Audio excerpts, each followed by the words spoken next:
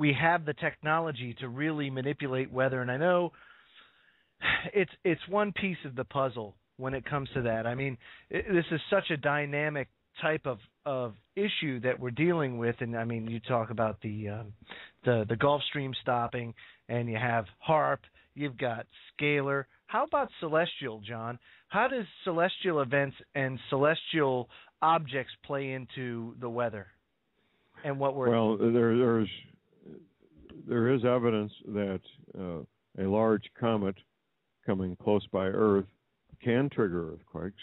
Mm-hmm. There is evidence of that. In fact, we had the winter of 1811, 1812 in my neighborhood here. I'm about 50, 60 miles west of the New Madrid seismic zone, outside the worst destructive area, by the way. There were hundreds of earthquakes, three of which were strong enough to be felt on the East Coast. And there was a large comet going past Earth at the same time. So that's well known that celestial objects can trigger earthquakes and influence. And we know that the moon, of course, which is our nearest celestial object, makes all the oceans go up 8 to 10 feet for 12 hours and go down for 8 to 10 feet for 12 hours. That's true. And you're talking about the weight of all that water and the power it takes to move. You know, how much, if you calculate that in horsepower, moving that much water up 10 or 12 feet, 8 to 10 feet, and down 8 or 10 feet, oh, yeah, we're talking some serious power there. And that's a fairly small object, about 250,000 miles away. So then, I guess where I'm going with this is, you've heard the rumors, and I call them rumors because I can't substantiate this, but there's a lot of chatter about this comet Elenin or whatever they call it, making its way towards Earth. Right. And well, I don't know what to think about that. And well, I'll tell you what to think about it. Good. I like. Can I tell you something? Your demeanor is encouraging. That's all I can say. Okay. Well, I'm Professor James McKinney is a personal friend of mine. We've visited in person a couple of times. We talk on the phone at least monthly, sometimes every couple of weeks. Professor McKinney is a credentialed astrophysicist. I'm just a homicide detective. You know, what do I know about the stars? When it came to science, I was out in the field playing football, you know. But seriously, you know, so I had a lot of listeners on my show. I do a radio show 7 to 9 a.m. Monday through Friday on Republic Broadcasting. A lot of my listeners calling in with the same question, Joe. What about this comet Elenin? Is it going to be the end of the world? Is it Planet X? So I called up Jim McKinney. I said, Jim, getting all these callers are just absolutely going into conniption fits over this comet. Yeah. And I said, Jim, what's the deal? He says the following. He says, John, it's too small. It's too far away. Don't worry about it. End of story. Very good. And he came on my show. It'll be it's about 3 weeks ago on a Thursday. I don't recall which Thursday it was. And that's what he said. It's in the Republic Broadcasting archives. Now, you look at the sources. Now, in journalism, once again, Gwen, you're a journalist by definition. Joe, you are. I am. Mm-hmm. We're journalists of sorts. Yes. Look at the sources of this hoo-ha and this hysteria over comet Elenin.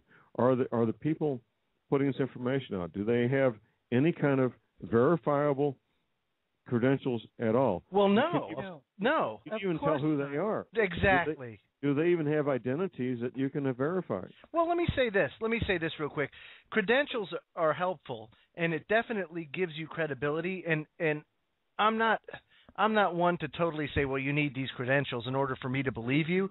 But I have to say that every scientist, now I talk to Dr. Brooks Agnew quite often, right, and he is of the same opinion that it's nothing to write home about. And right, if that's the case, if you've got Dr. McKinney, you got Dr. Agnew, you got these guys. Now, they're not scientists that are mainstream, and they're actually truthful in what they do and honest. There's no reason to doubt what they're saying. No, not at all. So that's what I'm saying. So that's why it's very important, folks, when you watch these videos on YouTube and wherever else you see these sources, whether they be blogs or chat rooms or any sort of information that you see on the internet, you have to verify it. Well, Don't freak out because you got a comet hurtling towards you. Right. Well, it's not hurling toward us. Right. And it's too far away. Right. It's too small. But just implement standard journalistic principles. Mm-hmm. Verify your source first of all. If your source is anonymous, huge red flag. Your source can't be verified. Huge red flag. Even if the guy says, I'm John Smith. I got an 8th grade education. I live at 123 Maple Street.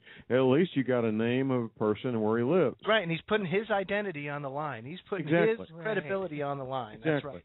But if it's an anonymous source, that tells me a lot right there in terms of credibility. No, I agree. John, if it's a source can't be verified. Go ahead, Gwen. I just wonder if I could change this subject way to the Absolutely. other side of Let's do that. Go ahead, Gwen. Do a second. I'm just very curious. You being a homicide detective and your years in law enforcement, I just find it rather peculiar that such a horrendous crime could be committed by Jared Loughner in broad daylight. And I'm wondering what your thoughts are on the fact that they find him not able to stand trial. He's not okay to do that. Right. I haven't been following that very closely lately. I need to correct something first of all. My work as a homicide detective these past 40 years has been a criminal defense investigator. Not carrying a badge as a police officer, but working for defense attorneys, defending people charged with crimes. And that's how I get involved in investigating homicides. But anyway, if there hasn't been yet, there will be a full-blown psychiatric evaluation of Mr. Loughner. And there may be a couple of them. Unless the prosecuting attorney and the defense attorney can agree on the people doing the evaluation, there will be 2 evaluations. One on the part of the prosecutor or the state of Arizona, and the other on the part of the defense team. If they can concur and agree on the evaluators, it might be one psychiatrist or psychologist, it may be a team of 2 or 3, psychologists and psychiatrists, doing this evaluation of Mr. Loughner. Now, going to the earlier part of your question, Gwen, how can this happen in broad daylight? Well, first of all, at least up until now. Now, I've done security for events put on by U.S. congressmen. Typically, there is no security. The events that I was at, it was a number, several, 4 or 5. I finally moved on, but 4th of July celebrations there were 4,000 to 5,000 people invited to this event, and I put together a security team, and we provide security for the congressional event.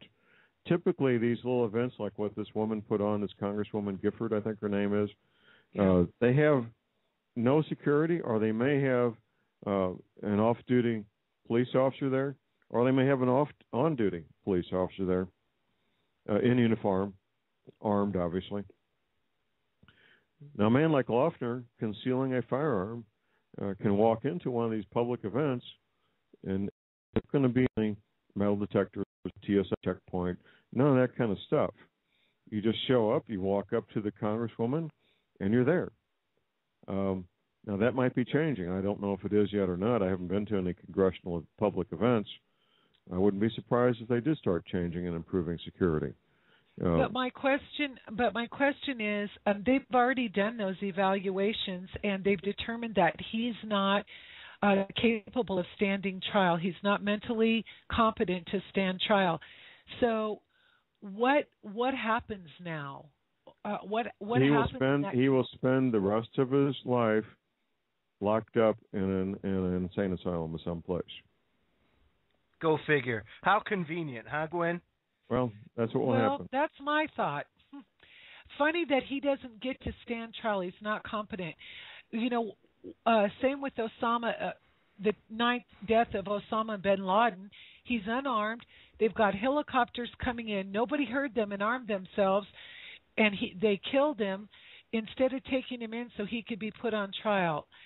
You know, I'm starting to find there's never been any curious. evidence, right? The only evidence of him connecting anything to with 9/11/01 is he thought it was a great idea. There's no evidence Right. at all. I mean, seriously, there's no evidence connecting him to the events of 9/11/01 other than he thought it was a great idea and he's glad it happened. But there's no evidence from anybody connecting him to that event anywhere that I've seen. Hey, I haven't either. John King, we've got a Survivor Bay giveaway coming up next hour, don't we? Why, yes, we do. What do the people have to do to be part of that? The guests that are in the chat room need to register and come in with their username, and then in the second hour, when we have a SurvivorBay.com giveaway, they will be eligible for a 1-month free pass to Survivor Bay. Wonderful. And folks, in the second hour, we'll be going over a little bit more about what Survivor Bay is all about and what happens as things progress here and internet becomes more strict. What we're trying to do with Survivor Bay is give you an option that will enable you to be able to talk to people freely without intrusion on a secure server. But we'll get more into that in the second hour. Our guest tonight is John Moore. The number to call is 646-727-3387. Anybody with a question for John Moore, please give a call and or put it in the chat room, and we'll try to get to it as expeditiously as possible. But I will say this, John and Gwen, that it's, like I said, it was convenient that Jared Loughner gets tucked away in an insane asylum. And I think we were talking about it the other day, Gwen, that it really limits people's access to him. So you can't, it's not like going to prison and visiting Cousin Vinny, who's, doing 5 years for, grand larceny, go in and go visit him during visitors' hours or whatever. You're talking about an insane asylum or a place that has very controlled and restricted availability to these patients. I find it very, very peculiar. Yeah. And I think part of the reason that I find it very peculiar is the nature of the crime. And I do not believe, based on what I've seen and read of Jared Loughner, that he's not mentally competent. He knew exactly what he was doing. There sometimes, Gwen, I've dealt with people who have had emotional or sanity problems, professionally all my adult life. People confuse two things. They confuse intelligence with sanity. You can have a very high IQ, normal or above, and still be quite insane.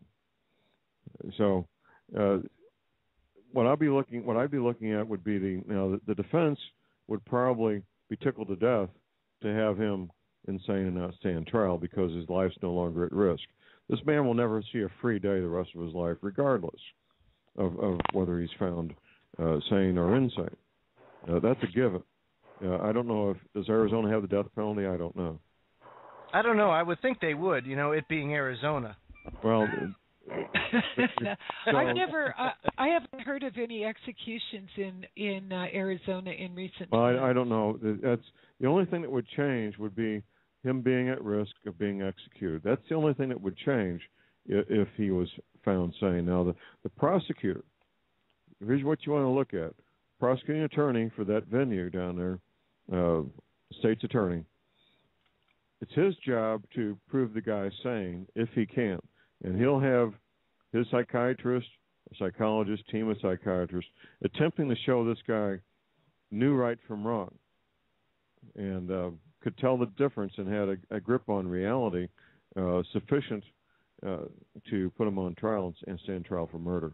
That will be the goal of the prosecutor. It would, for any prosecutor who, unless they're 2 years away from retirement, this would be the trial of a lifetime. It would be a career maker for any prosecuting attorney to be able to do a jury trial involving this young man. Right.